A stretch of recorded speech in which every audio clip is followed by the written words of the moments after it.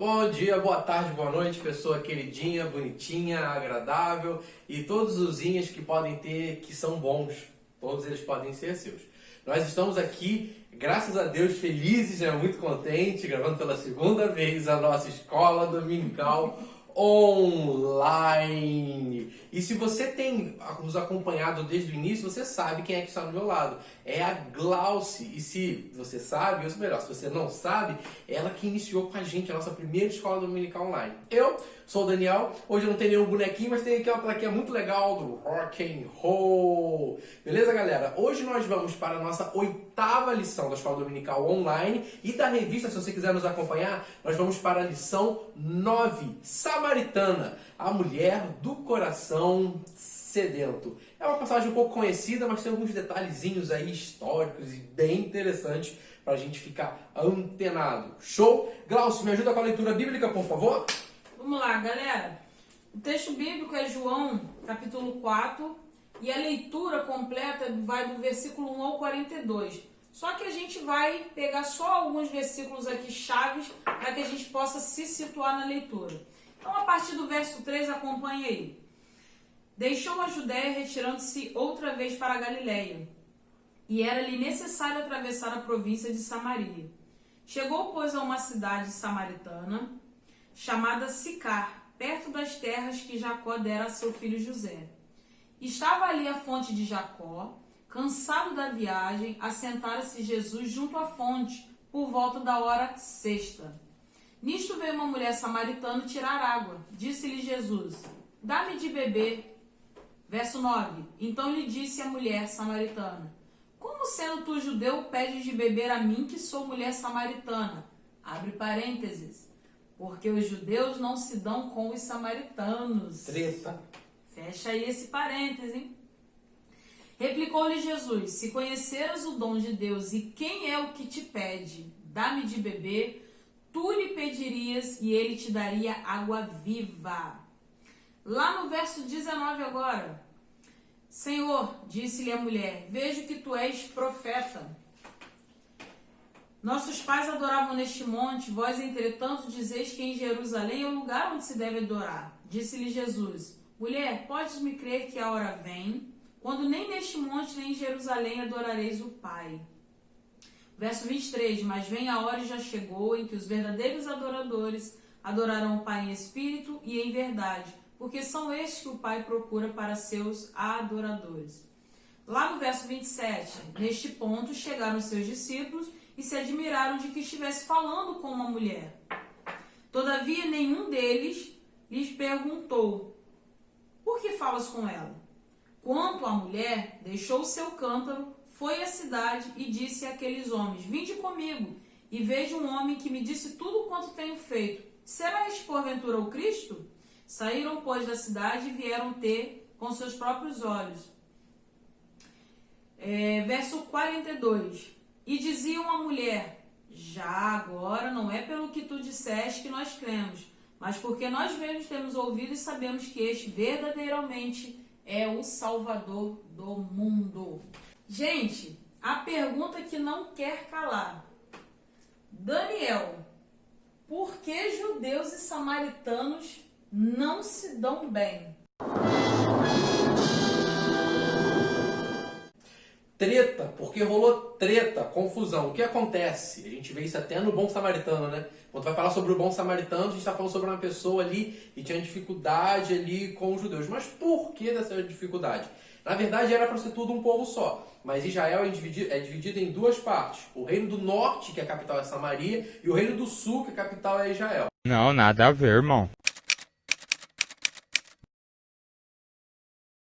Acontece que Samaria, ela acaba sendo atacada pelos assírios. Os assírios, eles levam uma parte dos judeus ali, dos samaritanos dali, para o exílio, e uma outra parte fica ali. Só que essa outra parte que fica junto com o povo assírio. Então, assim, outros povos, outros costumes, acaba ali havendo uma mistura, né, um sincretismo, se a gente pode dizer assim. Eles se casam com aqueles outros povos considerados pagãos e, de certa forma, perde a pureza da linhagem, né? Já não são judeus puros porque houve ali uma mistura. Um tempo depois, passa aí, Nabucodonosor também vai lá e invade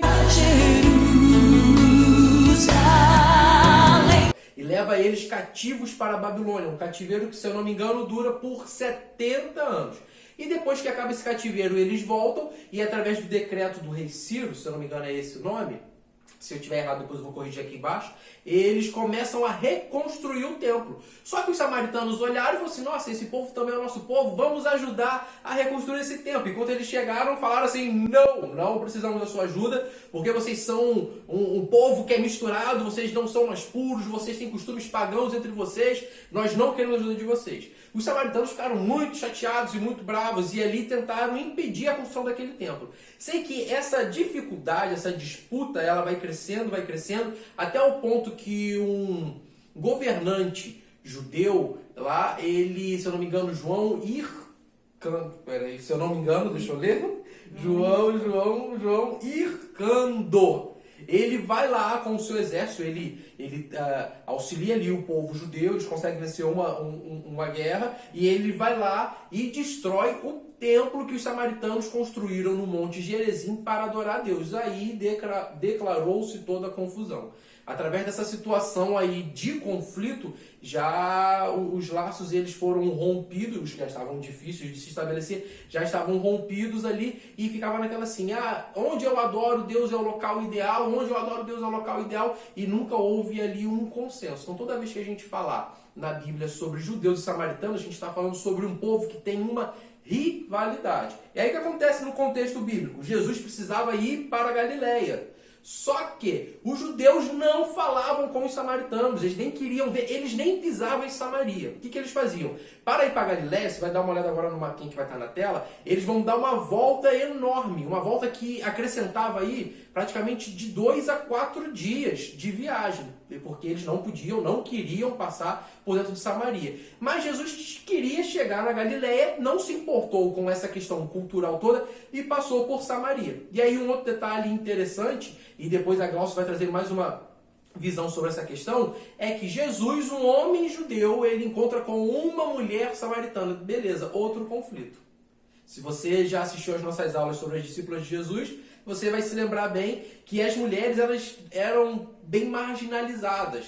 E agora uma mulher samaritana e um homem judeu juntos já tem a dificuldade da questão regional. Fora essa outra questão cultural deles aí, desse governo patriarcado que eles têm ali, que desvaloriza a mulher. E dentro dessa ótica é que a gente vai trazer o entendimento, né, dessa passagem bem interessante sobre essa mulher samaritana. Glaucia, depois dessa super aula de geografia, só rapidamente, antes da gente passar para um outro momento da nossa lição super importante, o nosso irmão Tiago Nascimento, o que ele vai fazer, Daniel? Ele tem uma pergunta bem interessante que tem a ver um pouco com essa questão nossa aqui. A gente vai jogar agora para ele e vamos ver o que ele vai trazer para a gente. Fala aí pessoal, meu nome é Tiago, eu sou da turma dos jovens da Escola Dominical da Igreja Metodista de Jardim Carioca. Minha pergunta é o seguinte: ainda existem estereótipos que nos limitam enquanto à ação salvadora de Deus em Cristo? Se sim, quais que seriam eles e como a gente pode combater? Nossa, Glaucia, que pergunta interessante. Nosso Tiago, ex-Açoeiro, Nascimento, Nassis, Santana Barcelos, ele tem todos os sobrenomes.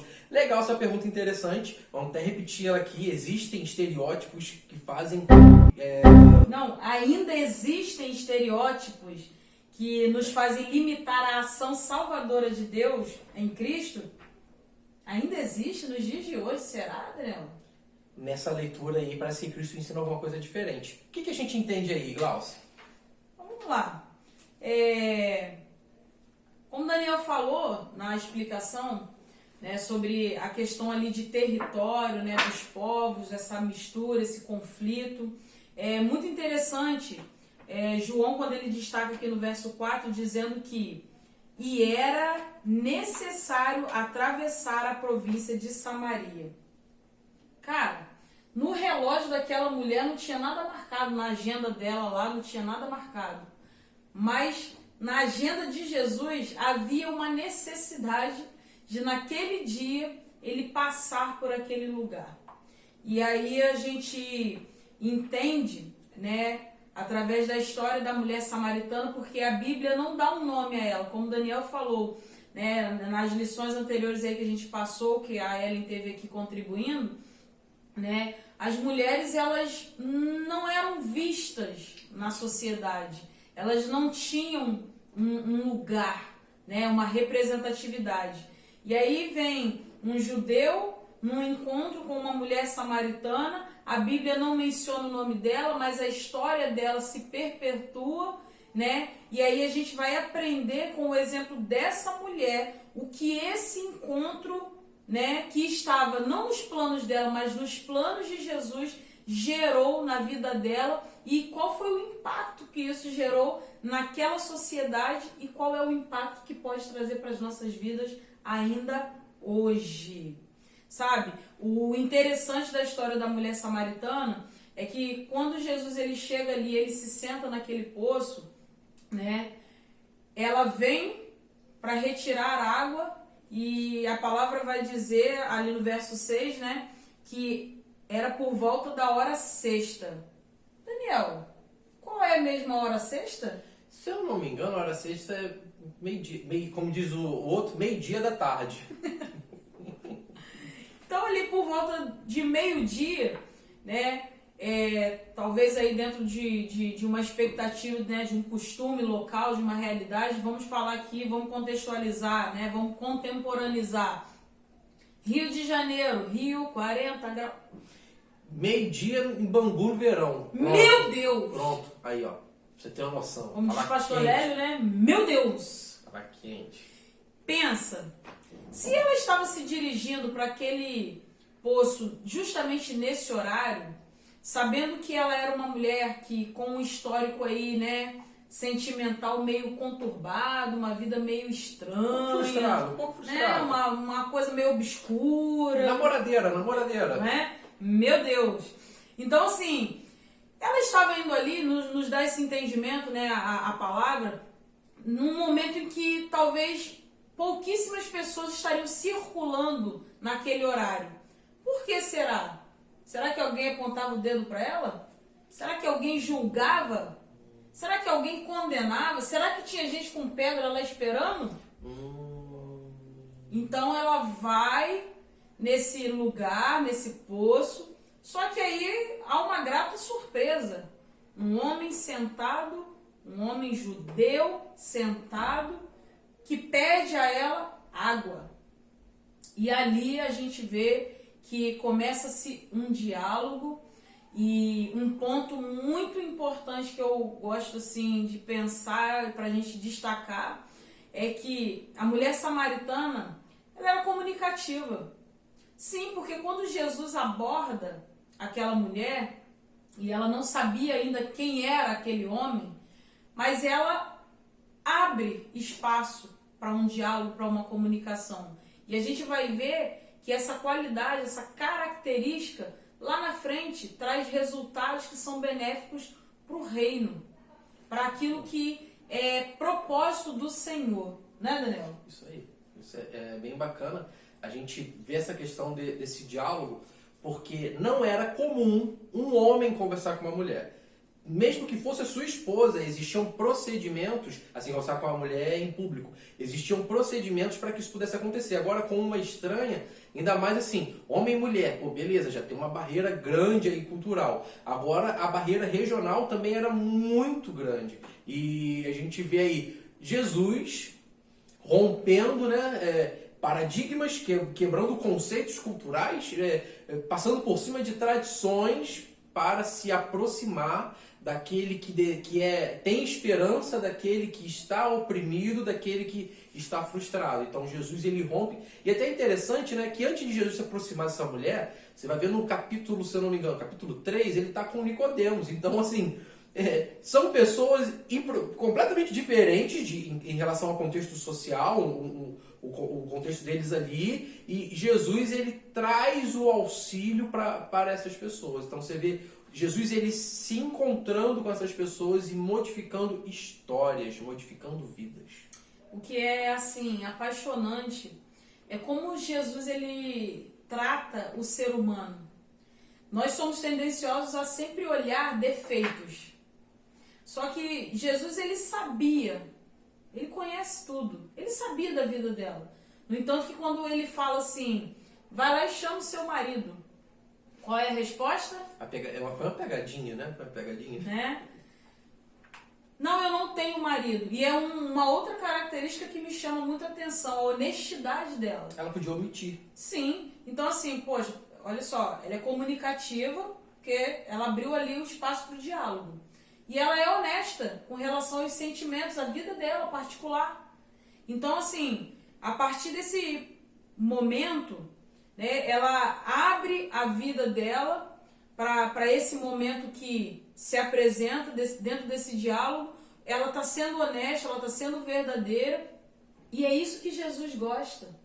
É disso que a gente entende o valor que Deus, né, que a pessoa ali de Jesus se importa, é o que interessa. Não é aquilo que você é, mas aquilo que você e eu podemos oferecer, podemos proporcionar. Então, assim, Jesus ele está mais interessado naquilo que a gente tem como potencial a desenvolver. Então, assim, Jesus não estava interessado nos 5 relacionamentos e agora nesse 6º dela, que nem dela era, aquele homem que nem era dela. Ele não estava interessado nessa situação, nesse erro. Ele estava interessado naquilo que ela poderia oferecer para o reino de Deus, aquilo que ela iria chegar no ponto de falar assim, eu sou muito mais do que isso, porque eu entendi o meu valor quando eu encontrei essa pessoa, quando eu encontrei a pessoa de Jesus.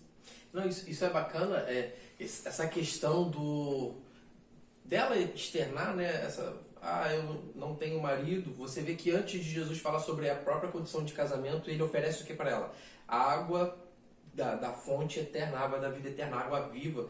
Então você vê o cuidado de Deus em se aproximar daquele que é fragilizado, daquele que talvez está traumatizado, daquele que é igual a você, igual a mim, pessoa imperfeita, pessoa podre muitas das vezes. Ele se aproxima, ele tem um plano de redenção para as nossas vidas. Ele sabe das nossas falhas, e o engraçado, né, o interessante é que ele conhece, ele sabia o contexto em que aquela mulher vivia. Por mais que aquela mulher vivesse escondendo aquilo, talvez até pelo horário que ela estava andando, para que as pessoas não olhassem, Cristo sabe o contexto em que ela está. Isso não o impediu de se aproximar, de quebrar ali um conceito cultural, quebrar ali uma tradição, um costume, e trazer um amparo. A gente vai ver que o desenvolvimento dessa conversa chega num ponto bem interessante, né? Que ela começa a se abrir nessa conversa e ela tem alguns questionamentos, né? Eu acho bem interessante que ela tem dúvida, e ela fala sobre essa questão cultural, religiosa deles. Olha, porque o judeu fala que tem que adorar num ponto, e na minha tradição, dos meus pais, dos meus antepassados, eles falam que a gente tem que adorar aqui. Onde é o local certo de adoração? Isso demonstra que ela era uma pessoa conhecedora da história do seu povo. Sim. Né? Ela conhecia a história, ela era uma pessoa temente a Deus, porém ela estava em busca do Messias. Isso é legal, na expectativa do Messias, porque ela cita, né? Fala assim, porque da onde vem? Porque vai vir o Messias. Eu acho aquela partezinha dele, eu imagino já aquela musiquinha cinematográfica no fundo, né? Jesus olha assim, de repente vem aquele vento, o cabelinho dele voa, a barbinha voa, e ele fala, eu sou o Messias.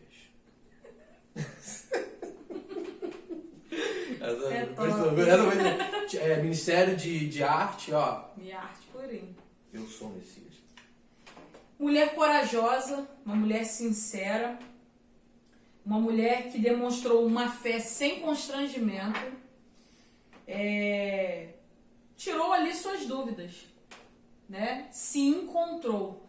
Por isso que a gente passa nesse ponto a entender Por que que João fala que era necessário, né? João retrata a necessidade, eu amo essa palavra, porque assim, não era algo assim, é importante.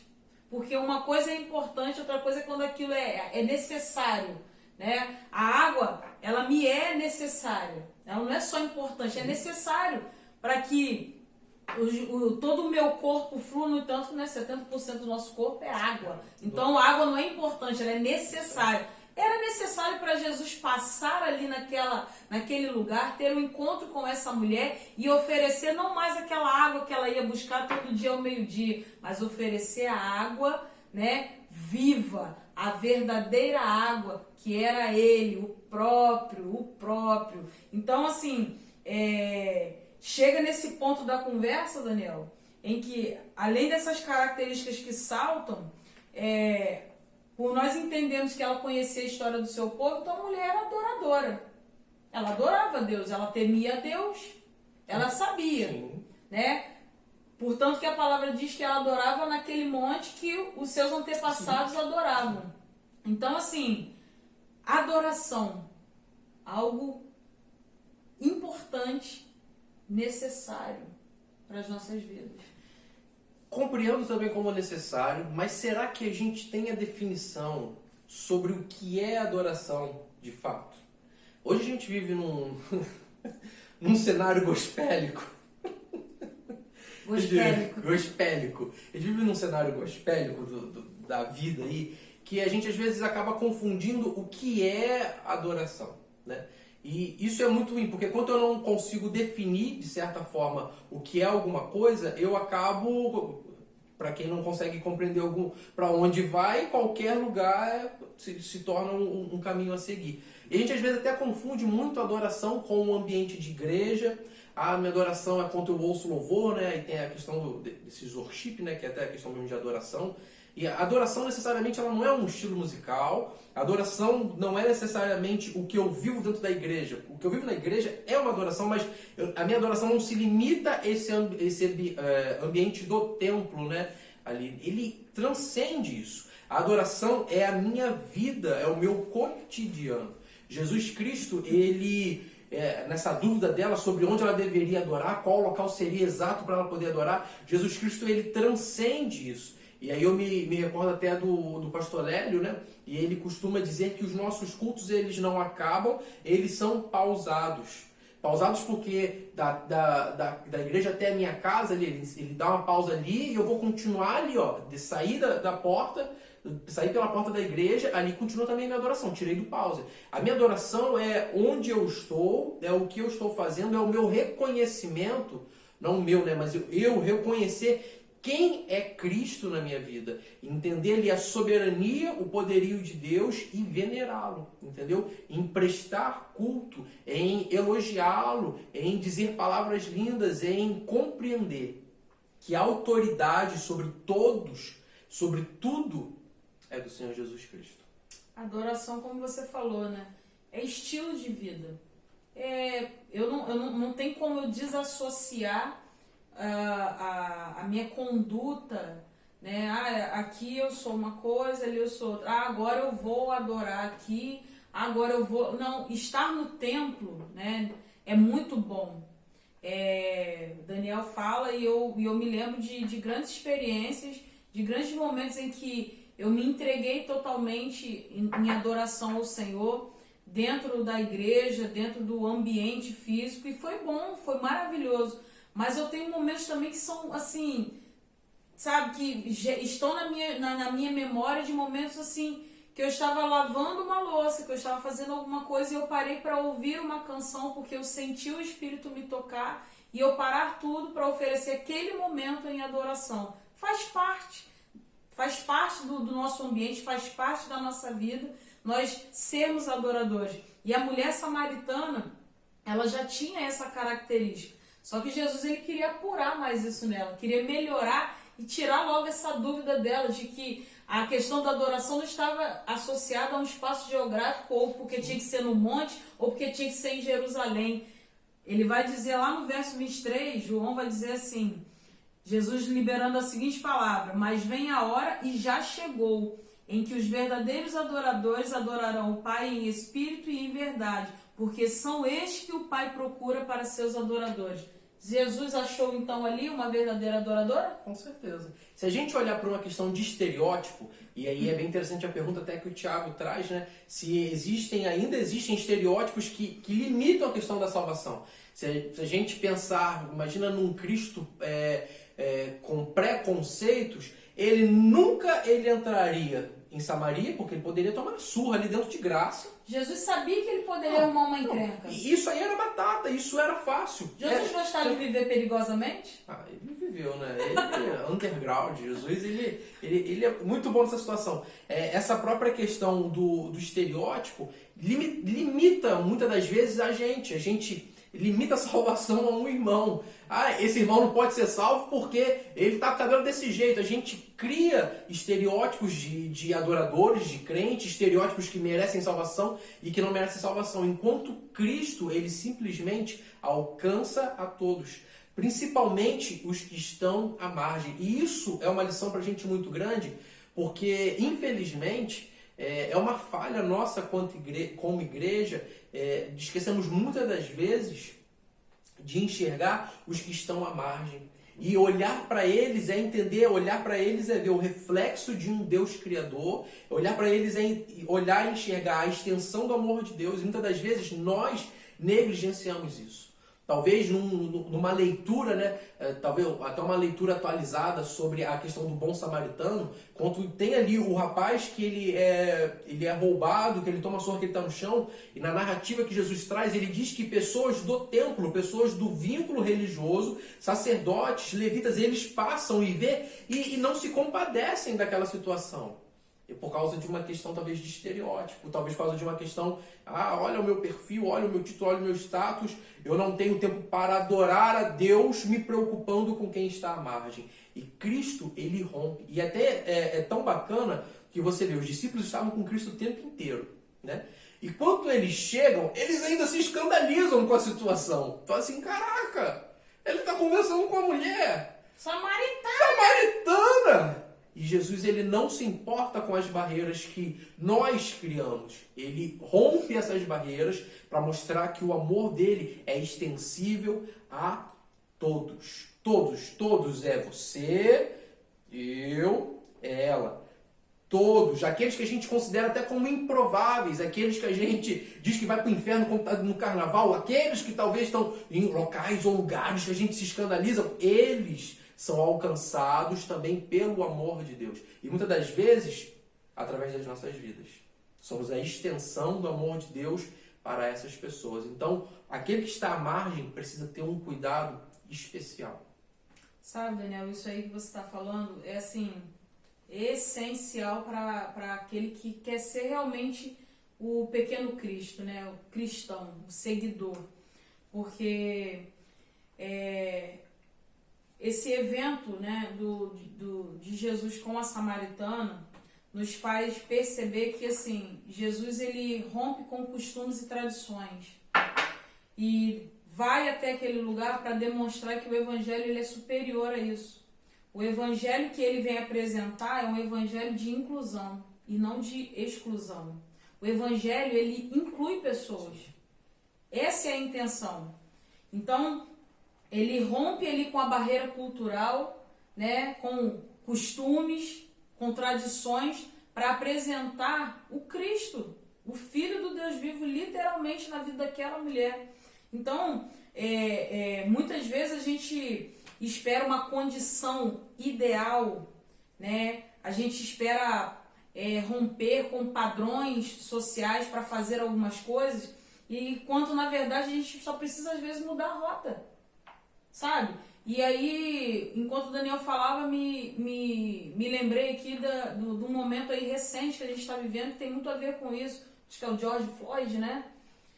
Cara, que momento para a gente avaliar, para a gente refletir. Lendo aí algumas reportagens, cara, era um pregador de periferia lá nos Estados Unidos. Cara, rompendo com barreiras, com tradições. Infelizmente, uma morte trágica, né, prematura, né, injusta, mas às vezes a gente acha que a gente, para fazer alguma coisa no reino de Deus, a gente vai ter que, né, ir lá falar lá em Moçambique, vamos não sei para onde, vamos lá pregar para os suíços, e, né, ou vamos pregar para o branquinho, para o pretinho. Cara, a gente vai criando costumes, a gente vai levantando muros, e Jesus, ele mostra isso, que ele vem para derrubar esses muros, sabe? Desconstruir esse padrão que o ser humano quer colocar e que ele não colocou e ele nem coloca. Então, assim, eu preciso amar o meu irmãozinho que está sofrendo ali na Nova Holanda. Eu preciso querer, sim, visitar o meu parceirinho lá, o meu vizinho. Não é só o Daniel aqui, não. O meu vizinho lá da Malvina também está precisando. Então, assim, a gente precisa romper com esse costume, com essa cultura que a gente tem de afastar e incluir pessoas. Então, dentro dessa situação, a gente entende que a história de Jesus com a samaritana, ela rompe isso. As pessoas, elas são muito mais importantes do que as tradições e os costumes que o ser humano impõe. A experiência que a mulher samaritana teve com Jesus fez com que ela rompesse isso também. E aí aquela mulher que não falava com ninguém, que não se comunicava, que ia escondido para pegar a aguinha dela, a partir daquele encontro que transformou a vida dela, que rompeu as barreiras, os limites dela, ela vai fazer o quê? Ela vai ser agora uma agente. A mulher era apenas uma samaritana, agora ela é uma samaritana evangelista. Olha aí. Isso é bem interessante. A gente vê a motivação, né? O encontro com Cristo gera uma motivação. Eu achei bem colocado a situação que tu fala sobre ela vai pegar água num momento em que ela não quer aglomeração. E depois o que ela quer é encontrar as pessoas para testemunhar o que acontece. E no contexto bíblico vai dizer que algumas dessas pessoas ouviram e foram ver o que tinha acontecido, quem era a pessoa que estava lá, e outras, até mesmo pelo que ela falou, já começaram a ter uma metanoia, já começaram a ter uma mudança de mente, de mentalidade. E isso é bem bacana entender. E assim, eu também trago para esse contexto, e já finalizando, o Glaucio vai fazer a conclusão para a gente, que muitas das vezes a mulher samaritana, ou o samaritano nesse contexto de marginalizado, muitas das vezes também somos nós. E nos mostra que Cristo se preocupa. Quando eu digo assim, nós no contexto do samaritano, eu quero trazer a gente num contexto às vezes improvável, dentro de uma cultura, por causa de uma questão política ou religiosa ou um conflito. Muitas das vezes somos nós também os improváveis. Eu sou um improvável alcançado por Cristo.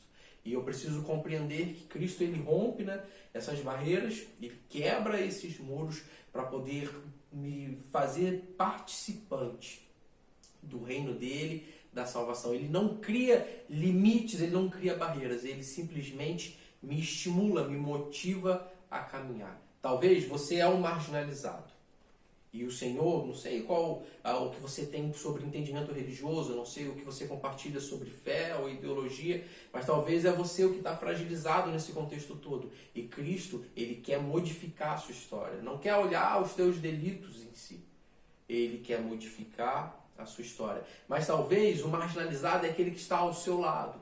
E nessa passagem também ele nos ensina, através do seu próprio exemplo, a alcançar o outro. E nos motiva e nos ensina ainda mais a compreender que através do nome de Cristo existe transformação nas histórias e na vida das pessoas. Conclusão, Glauci. Cara, eu quero fechar dizendo o seguinte. Naquele momento, quando ela chega no poço, o que era importante para ela era pegar aquela água. Quando ela encontra com Jesus, a palavra, o texto vai dizer que ela deixa o cântaro na mão.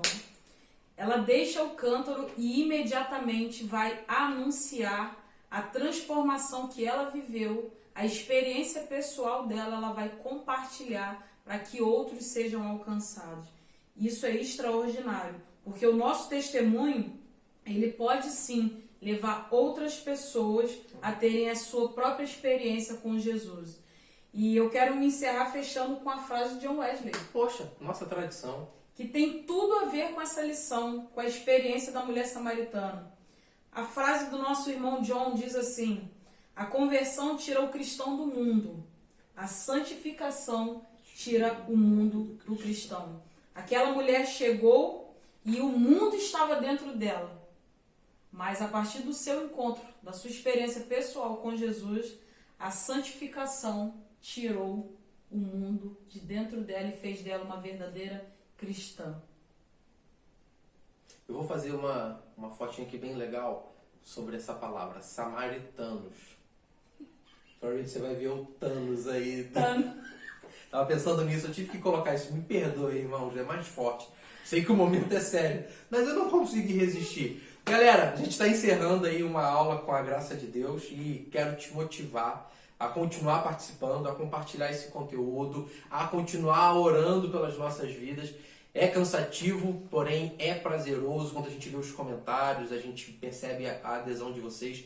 Isso nos motiva. E nós estamos aqui para isso, para servir vocês. E aí uma motivação a mais que você pode ter é a nossa gincana. Não é um conflito de judeus e samaritanos, não. É um conflitas, se lembra? Conflito ou conflita. Piada interna.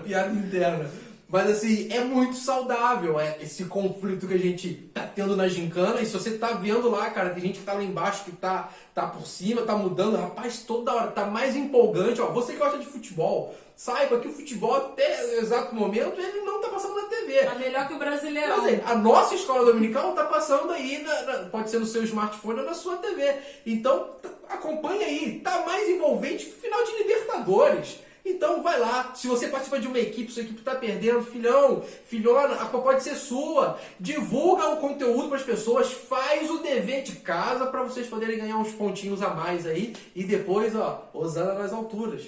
Show? Tamo junto, muito obrigado por tudo, vocês são muito lindinhos, não se esqueçam de, já ia falar de escovar os dentes, escovar os dentes também, botar a máscara, lavar a mão com álcool em gel e... orar e jejuar. Poxa... Isso aí, amém. Lê a Bíblia também e faça a oração. Amém? Tamo junto, beijo, abraço, fui. Chega ali a tela preta. Eu vou, nossa.